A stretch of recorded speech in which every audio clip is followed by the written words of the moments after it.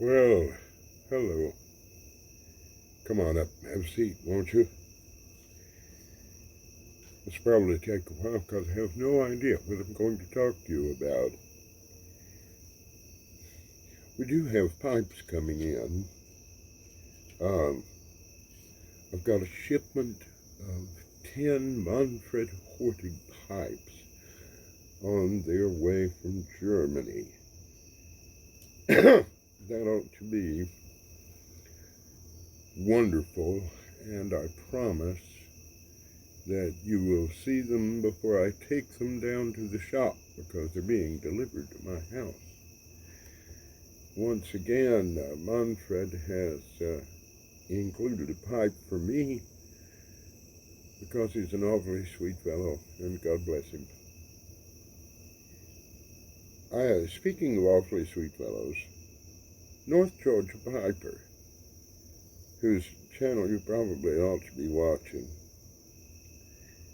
and a man who has a whole lot happening in his life right now, actually took the time to find and purchase and mail to me this lovely old leather-bound pipe from France.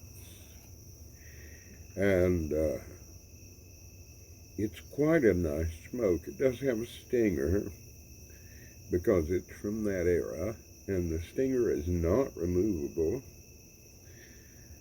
because it's from that era. So I smoke it with the stinger in, and some will rejoice and say, well, that's how it was meant to be smoked.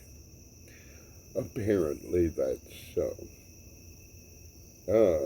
He included some tobacco for me in little bags, and one of them, a vacuum sealed, mind you. One of them was Rever Flake, and I had a bowl full of that, and I thought for a bit,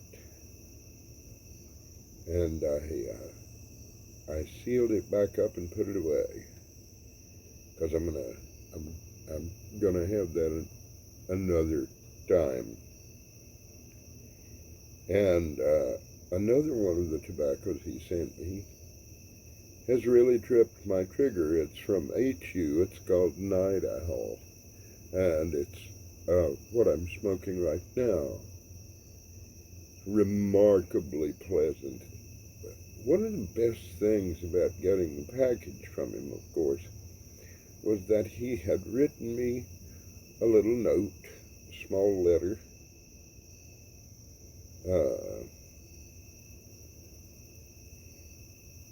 and he wrote it with his own hand. And that means rather a lot. If you want to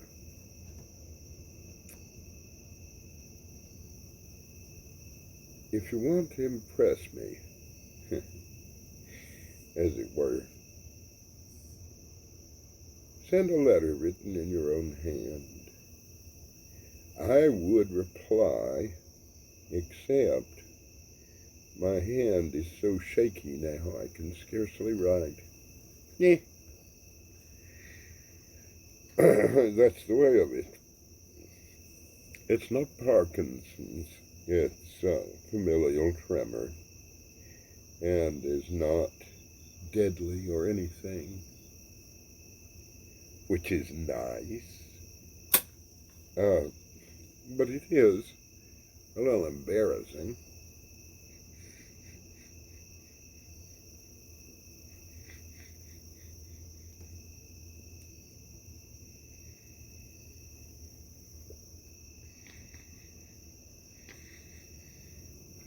Well, we're not here to talk about my health.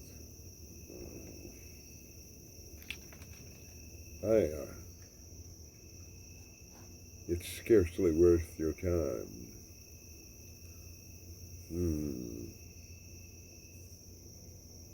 This is really delightful tobacco. It has, as one might expect, a certain darkness, and it's really tasty. We just received at the shop a shipment of Mauro Armellini pipes. They're marked Armellini.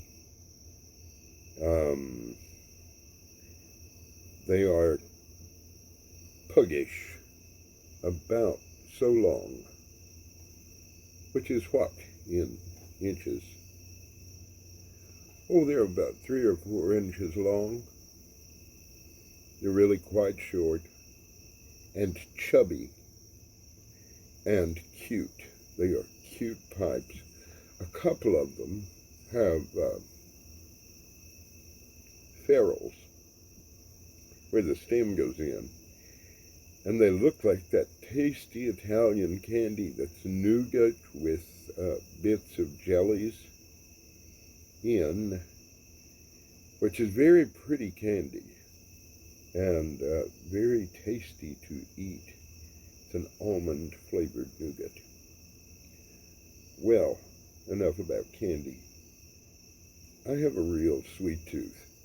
It rarely appears in my pipe smoking selection, except I have always had a weakness for Paladin Black Cherry. It's like smoking a cherry lollipop. And being the grandson of a barber, I have fond memories of cherry lollipops. If you sat still in the barber chair when you were a kid, you automatically got a lollipop. And being the grandson of the barber, why, you'd get 2 lollipops. One for sitting still, because your granddaddy would thump you if you didn't, and the other for being a grandson. Nice arrangement. Of course, my little sister got 2 lollipops too, because she's my little sister and she was adorable, as one would expect. Isn't it funny? The men of our family are all very average looking. Not at all bad. We don't frighten children. But maybe not the handsomest guy on the block. Fine. Good. We marry well, as a general rule. And the girls of our family, thank God, they look like their mothers. They're pretty. And I say that about all the girls in our family. Without reservation, they're all pretty. Well, let's see. You should probably think that about the girls in your family, too. Or at least tell them, you know. It helps people occasionally to hear something nice about themselves. It gives them something to relish, and it gives them something to live up to. You know, if you're told you're pretty, well, then you have to act pretty and take some special care to be pretty. And if you're never told that, why, I guess just any old thing will do, won't it? What a pity. What a pity. If young boys are never told that they're strong or brave, they'll never act strong or brave. They won't pursue strength or bravery. So tell the boys they're strong and brave. Tell the girls they're pretty. And as for their intellect, well, you know, don't lie, but don't be cruel. I suppose you could say that about anyone.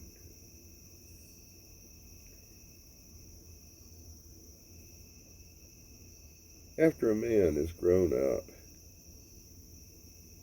you know, he shouldn't tell people that they're stupid. God love them, even when they are. Everyone has moments.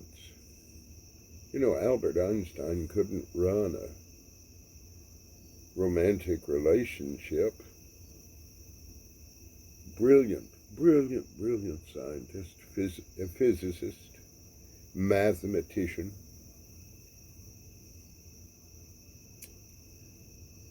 Apparently a lousy lover. Just couldn't keep one.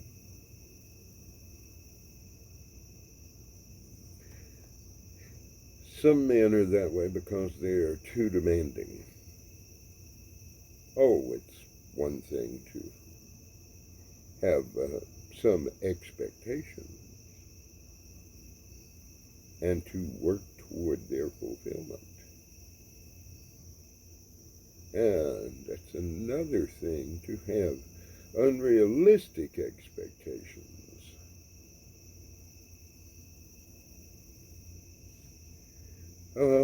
That's the common fate of men and women. I once heard the wisest man I know say that he had heard someone say that the problem with men is that they marry women thinking they won't change. And the problem with women is that they married men thinking that they would. Well, that's life. This is a really great pipe, and I'm enjoying it a lot. I think over the last 2 days, because I had set it aside, I was going to wait for a special occasion to smoke this. And yesterday, I'm filming this on the 7th of August. Filming it on the 7th of August, 1963. It's a wonder it's not black and white. I just haven't figured out how to do that with my phone yet. The end of that matter is this. Yesterday was the Feast of the Transfiguration, and also the anniversary of my ordination to the priesthood. And I figured that that was special occasion enough. If you are wondering, by the way, 34 years. I was ordained in 1991. Also yesterday, I received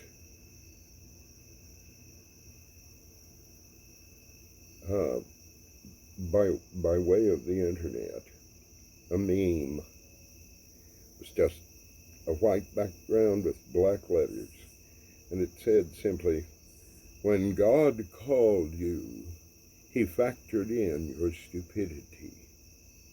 These are the most comforting words I have ever heard. By golly, they are awfully comforting. Any man can look back, I suppose, at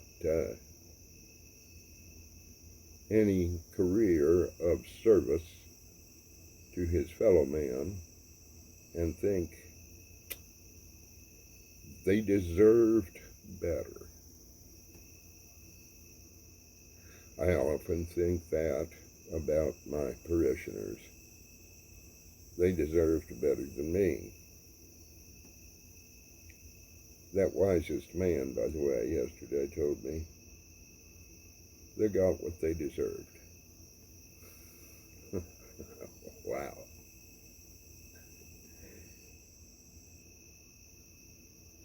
I don't know that.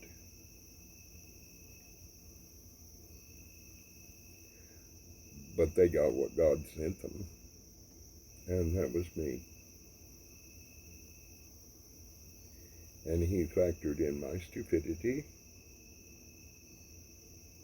and theirs.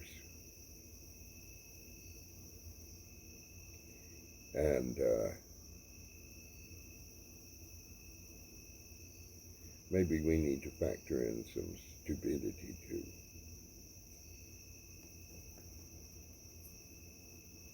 One of the differences between Appalachian humor and urban humor is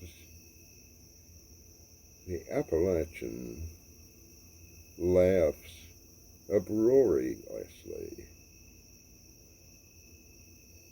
and indulgently, good-naturedly, at his own foibles. And the urban comic laughs bitterly at the foibles of others. Oh, they're both funny, both the urban comedian and the Appalachian comedian. They're both funny, once you know where they're coming from. Where they're coming from is this. The urban comedian expects that people would be better. And the Appalachian comedian harbors no such illusion. We don't expect them to be any better than we are, and we ain't much. Well, as you know, of course, Sutliff is gone. They supplied a lot of the ingredients that I was using for blending at the store, and they were good friends to us. And I hate that they are gone. I hate all of those jobs that are gone. Life's work to some. Gone. Decided by a bean counter sitting at a desk in some foreign country, who decided that it would be better not to have an American tobacco producer license. Well, it's something to keep up with, one of those things. But they employ lots of people, and some of them, I'm sure, are accountants used to dealing with that sort of thing. I'm sure the Danish government and the Swedish government have analogous departments and permits and bureaucracies. Why wouldn't they? They suffer from civilization also. Well, so we've gone to using other ingredients, and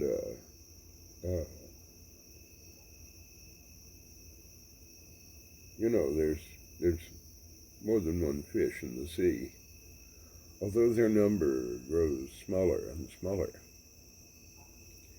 And we've had another supplier for ingredients, and I have been, and William has been, gradually reblending all our old recipes. They're going to taste much the same. Tobacco varies from year to year anyway. It has to be constantly tweaked just a little to get maximum consistency from year to year. So we found another supplier. I think they're surprised by how much tobacco we actually order. We sell a lot of tobacco. I enjoy selling a man a pipe. I really do. I like to see his delighted smile when he first tucks his new treasure in. And I love to see the expression on his face when he tastes my work in his pipe. I love to see that. It's gratifying. It really is. And I had really almost rather sell him tobacco than a pipe.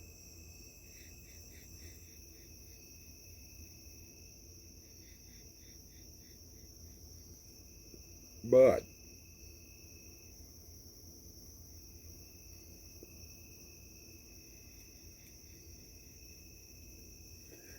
I'm happy to sell the pipe too. So I really like pipes. And you probably do too. I like their shapes. I like the variety of them. Um,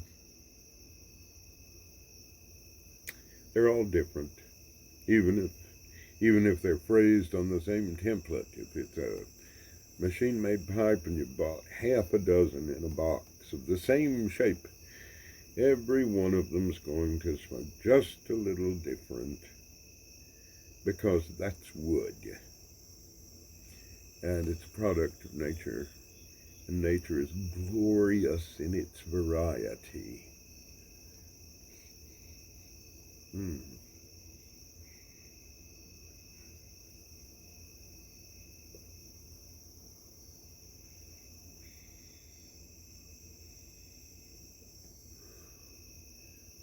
To quote Robert Fripp, I am resplendent in divergence.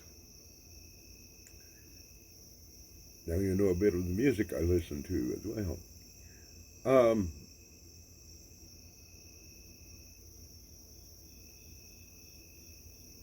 Over the course of years, if I have found the right tobacco for a man, I will sell him a lot more tobacco than I will pipes. If a man buys 1 or 2 pipes a year, over the course of years, he'll have a lot of pipes. But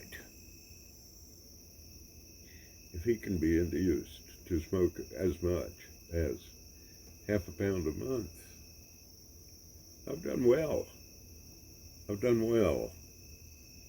And he has too, because he's kept it down to half a pound a month. I smoke a ridiculous amount of tobacco.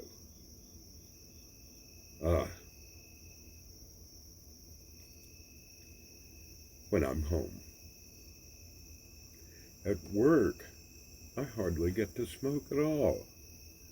I'll load a pipe when we open at 10, and maybe about 1 I'll be finishing that pipe, because I'll only get to take a puff, and then it's off to the next bit of business. I don't smoke a pipe for a living, you see. I talk for a living. And sometimes people like to listen to it. And we'll stand for quite a while and visit. And at the end, they buy a pipe because they feel like they ought to, I suppose. I can't tell you how many pipes I've sold by never talking about pipes at all. Oh, I can talk about pipes, of course. But it's a lot more interesting to learn about a man than what his dog's name is and what's the matter with his children and whether or not his wife approves of his hobby.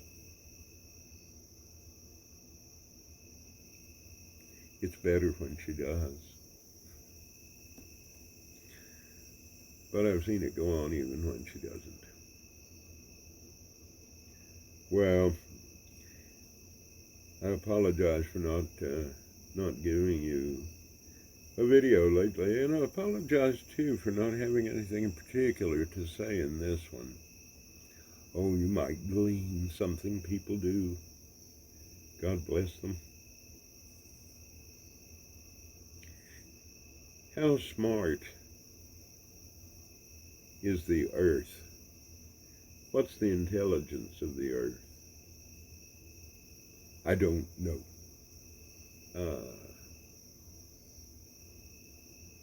I'm not a person who looks at our world as just matter. It's not just matter. The earth may well have an intelligence of some sort. But what is it compared to a human intelligence? And the answer is, well, it's very, very, very different.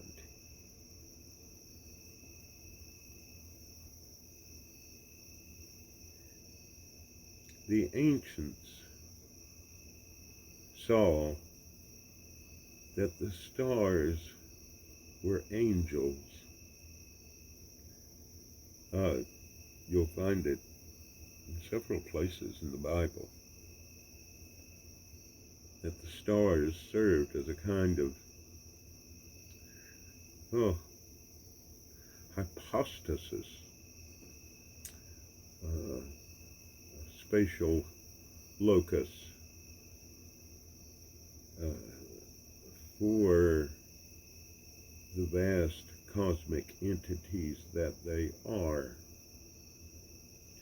an anchor in this world, sort of pied à terre.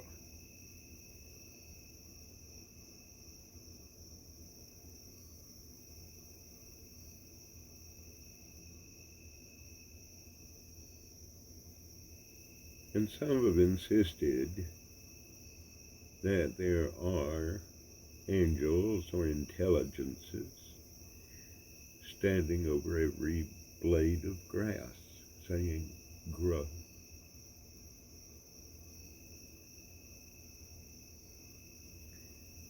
And I am not here to gainsay them.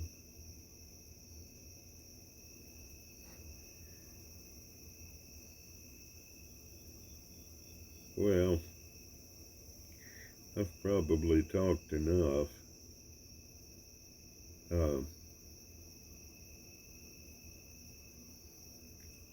I turned 65, and my eyesight is much blurrier than it was even when I was 60.